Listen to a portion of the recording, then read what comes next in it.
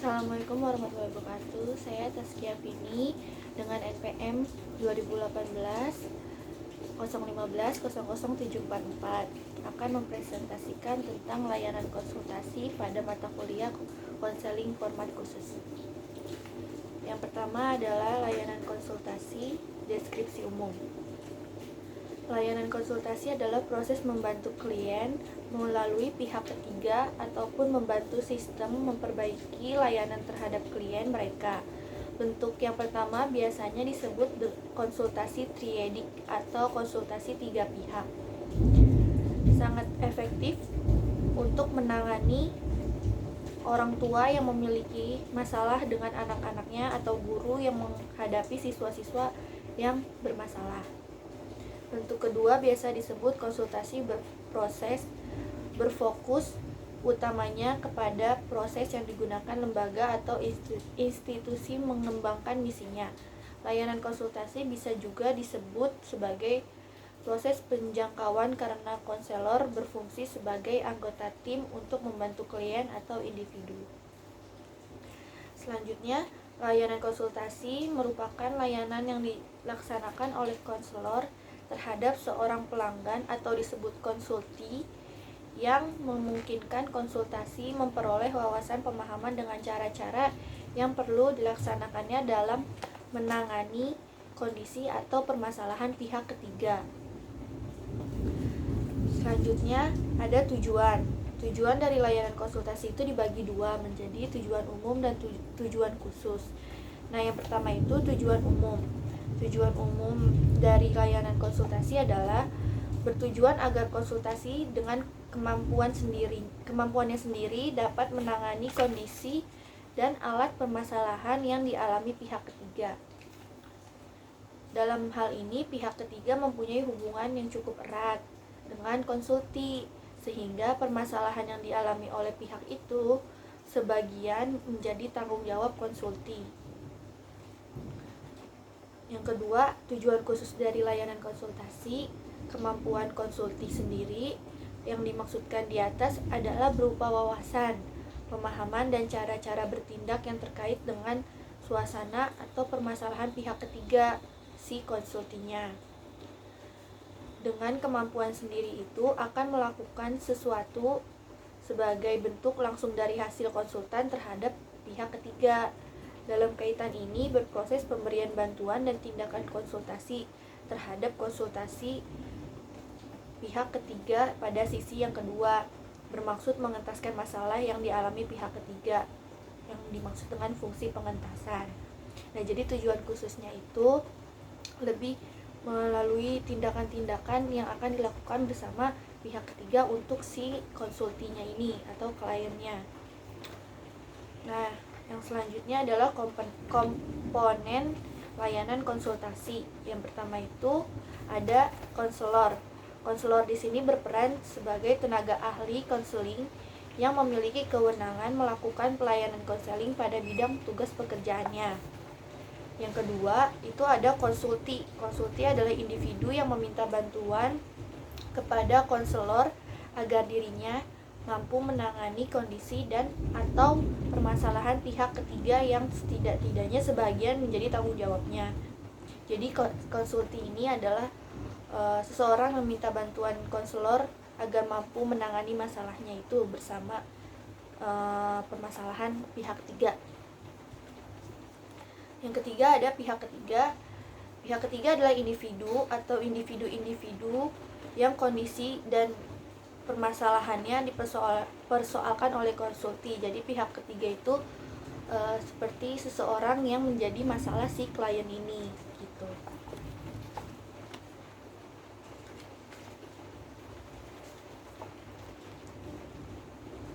Selanjutnya yaitu asas layanan konsulti. Yang pertama ada etika dasar konseling. 3 etika dasar konseling yaitu kerahasiaan, kesukarelaan, dan keputusan yang diambil oleh klien itu sendiri.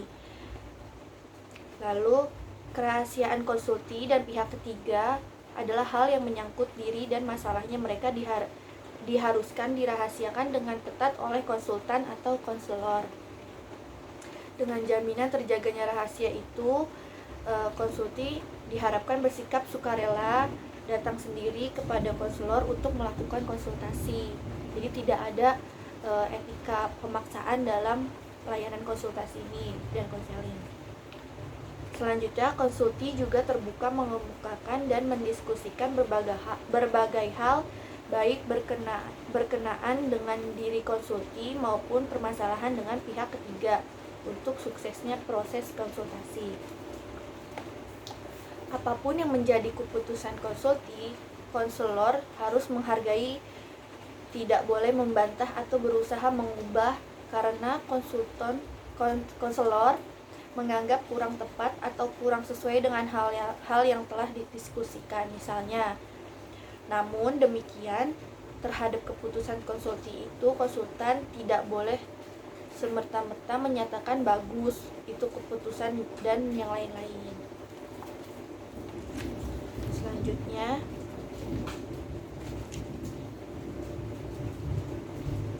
konsulti atau klien diharapkan mencapai tahapan-tahapan kemandirian. Nah, yang pertama itu kemandirian dibagi menjadi beberapa bagian lagi.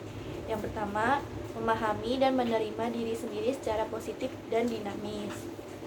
Yang kedua, memahami dan menerima lingkungan secara objektif positif dan dinamis. Yang ketiga, mengambil keputusan secara positif dan tepat. Yang keempat, mengarahkan diri sesuai dengan keputusan yang diambil. Yang kelima, mewujudkan diri sendiri. Tahap ini merupakan tahap lanjutan manakala konsulti atau klien telah benar-benar mampu berdiri sendiri. Yang selanjutnya ada asas-asas lain yang terdapat dalam layanan konsultasi. Layanan asas-asas yang sebelumnya disebutkan itu kerahasiaan, kesukarelaan, dan keterbukaan serta kemandirian. Tetapi ada lagi asas-asas di selain asas tersebut, yaitu asas kegiatan, kekinian, kedinamisan, keterpaduan, kenormatifan, keahlian, alih tangan, dan tuturi handayani. Selanjutnya saya akan menjelaskan bagian pendekatan, strategi, dan teknik layanan konsultasi. Yang pertama itu pendekatan. Pendekatan dilakukan oleh konsultan atau konselor sebagai pihak pertama dalam layanan konsultasi, yaitu tugasnya yang pertama pihak kedua yaitu konsulti yang melalui proses konsultasi kemampuannya akan dikembangkan sehingga mampu menangani masalah pihak ketiga. Yang kedua, pihak ketiga yaitu seorang atau lebih individu yang menurut konsulti sedang mengalami masalah. Selanjutnya, teknik. Dalam teknik layanan konsultasi dibagi lagi menjadi teknik umum dan teknik khusus. Yang pertama, teknik umum. Teknik umum yaitu sejumlah tindakan yang dilakukan konselor atau konsultan. Teknik-teknik ini dimulai dari menerima klien, mengatur posisi duduk, mengadakan penstrukturan khususnya tentang layanan konsultasi, mengadakan analisis dan diskusi tentang permasalahan yang dihadapi sampai dengan mengadakan penilaian dan laporan. Yang kedua, teknik khususnya. Teknik khusus yang dimaksud di sini untuk mengubah tingkah laku klien atau konsulti khususnya berkenaan dengan masalah yang dialami. Teknik-teknik ini bertentangan dari perumusan tujuan, yaitu hal-hal yang ingin dicapai klien dalam bentuk tingkah laku nyata. Pengembangan tingkah laku itu sendiri sampai penukuhan hasad, sampai pemberian nasihat, penyusunan kontrak, dan jika perlu alih tangan kasus. Pengubahan tingkah laku meliputi pemberian informasi dan contoh latihan khusus.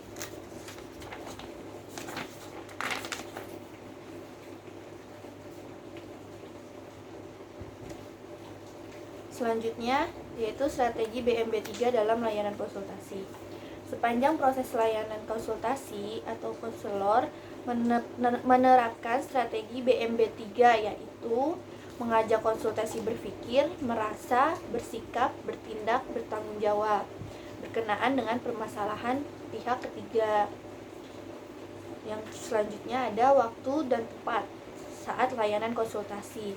Kapan dan dimanapun konsultasi itu dilaksanakan, kenyamanan kedua pihak diutamakan di samping terjaminnya kerahasiaan konsulti dan pihak ketiga.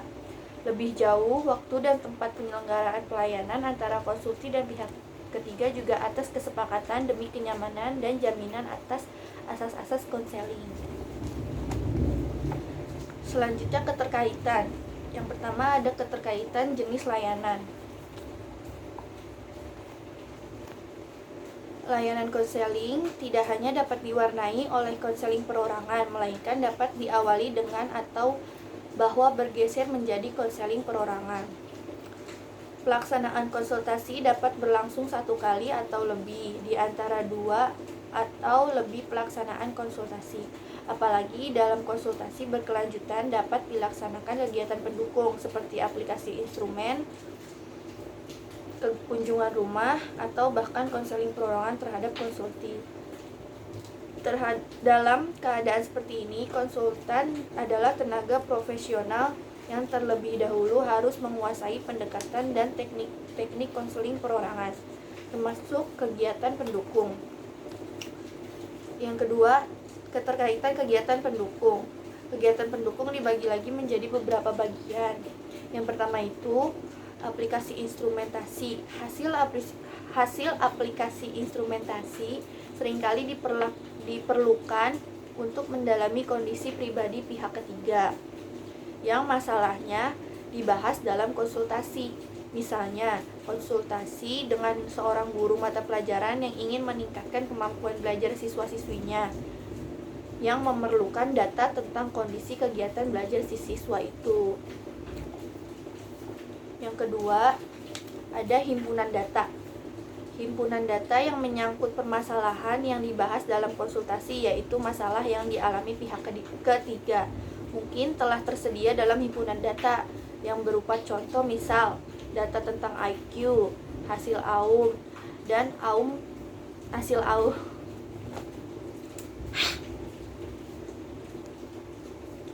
Contoh misalnya data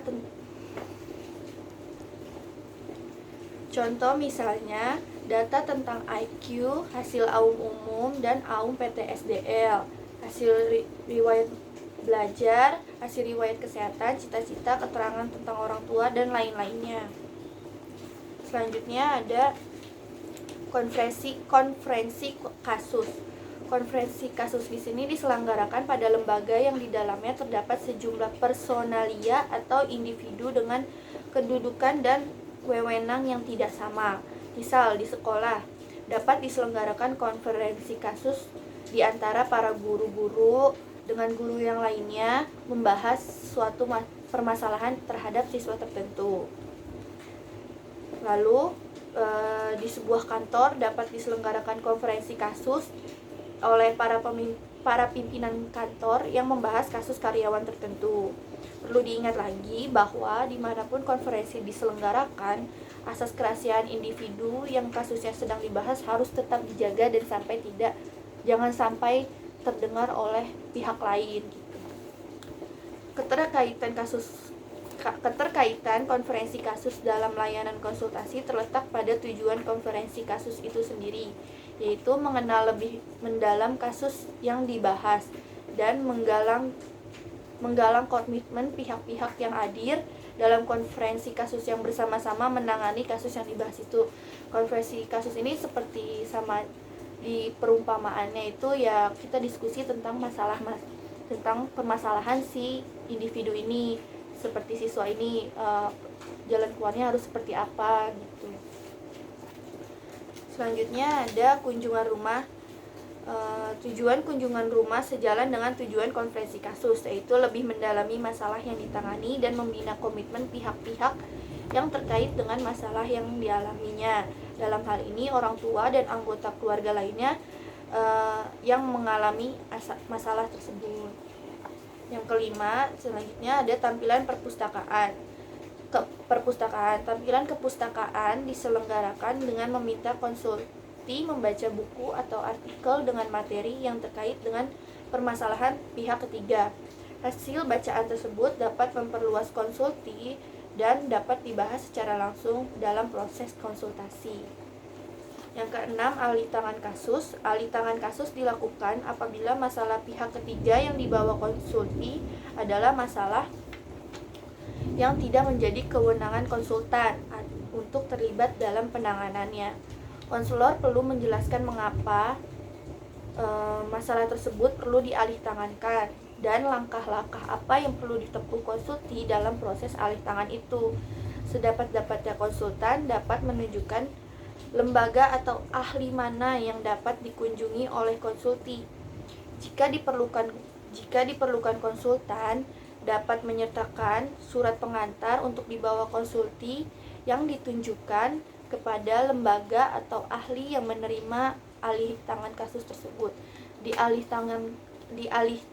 tangan ini lebih ke permasalahan yang menyangkut tentang pidana, hukum segala macam itu yang melibatkan yang tidak bisa ditangani oleh konsultan itu. Jadi harus dilaporkan ke pihak yang berwajib. Seperti itu contohnya. Selanjutnya ada penjelasan tentang operasionalisasi layanan konsultasi. Layanan konsultasi hendaklah dilaksanakan secara tertib dan lengkap dari perencanaan sampai dengan penilaian dan tindak lanjutnya. Yang pertama, perencanaan dan pengorganisasian. Yang lengkap dan komprehensif seringkali menunggu setelah konselor mengidentifikasi konsulti dengan pihak ketiga serta garis besar permasalahannya. Sesudah kedua hal itu dilakukan, konselor mengatur pertemuan melalui menetapkan fasilitas layanan dan menyiapkan kelengkapan administrasi. Yang kedua, pelaksanaan. Kegiatan utama berikutnya adalah mendorong dan melatih konsulti untuk yang pertama, mampu menangani masalah yang dialami pihak ketiga. Yang kedua, memanfaatkan sumber-sumber yang ada melalui strategi BMB 3. Konselor membina komitmen konsultasi untuk menangani masalah pihak ketiga dengan pendekatan dan cara-cara konseling. Yang ketiga, penilaian. Penilaian di sini juga dibagi menjadi 3. Yang penilaian untuk layanan konsultasi agak berbeda dari penilaian untuk layanan konseling perorangan. Nah, yang pertama itu penilaian segera atau LAISEK. Fokus LAISEK dalam layanan konsultasi terpusat pada kondisi diri konsulti berkenaan dengan kelima ranah akurs di atas. LAISEK ini menilai perolehan konsulti yang didapat dari proses konsultasi. Yang kedua ada penilaian jangka pendek atau LAIJAPEN. Fokus LAIJAPEN ini dipusatkan pada bagaimana konsulti melaksanakan hasil konsultasi, terutama respon antara dampak awal dari tindakan konsulti terhadap pihak ketiga sudah dapat menjadi bagian dari sasaran LAIJAPEN. Untuk ini, konsulti perlu terlebih dahulu dilatih oleh konselor untuk dapat melaksanakan LAISEK terhadap perolehan pihak ketiga. Yang ketiga ada penilaian jangka panjang atau yang disingkat menjadi LAIJAPANG. Sasaran utama LAIJAPANG ialah perubahan yang terjadi pada diri pihak ketiga, khususnya berkenaan dengan permasalahan yang sejak awalnya dibawa oleh konsulti dalam berkonsultasi dengan konsultan. Seperti LAIJAPEN, konsulti juga perlu dilatih oleh konsultan untuk dapat melakukan LAIJAPANG terhadap pihak ketiga. Selanjutnya ada tindak lanjut dan laporan. Hasil akan sangat berguna untuk mempertimbangkan upaya tindak lanjut berkenaan dengan penanganan permasalahan pihak ketiga lebih jauh.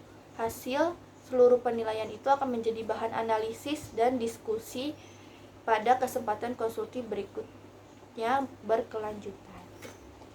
Ya, jadi sekian presentasi dari saya. Apabila ada kekurangan mohon dimaafkan. Assalamualaikum warahmatullahi wabarakatuh.